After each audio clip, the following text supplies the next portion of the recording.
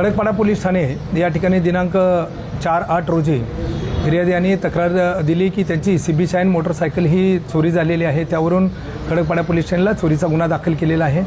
सदर गुन्ह्याचा तपास करीत असताना गुन्हे प्रकटीकरण पथकाचे API सतीश पाटील आणि त्यांचं पथक हे आरोपीचा आणि गाडीचा शोध घेत असताना एक इराणी आरोपी हा त्याच्या ताब्यामध्ये सदर मोटरसायकलसह दिसून आला असता त्याला पळण्याची संधी न देता त्याला शिताफीनं अटक केलेली आहे।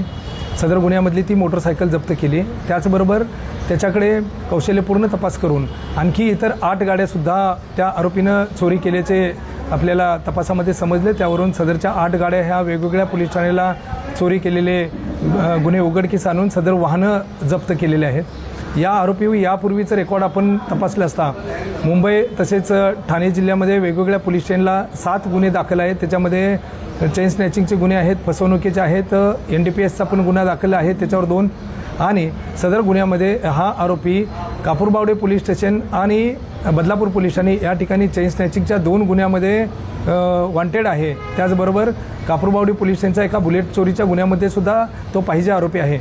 या आरोपीला आपण मान्य न्यायालयासमोर रिमांडकरता हजर केले असता त्याला दिनांक 7/8 पर्यंत पोलीस कोठडी रिमांड मंजूर झालेले आहे।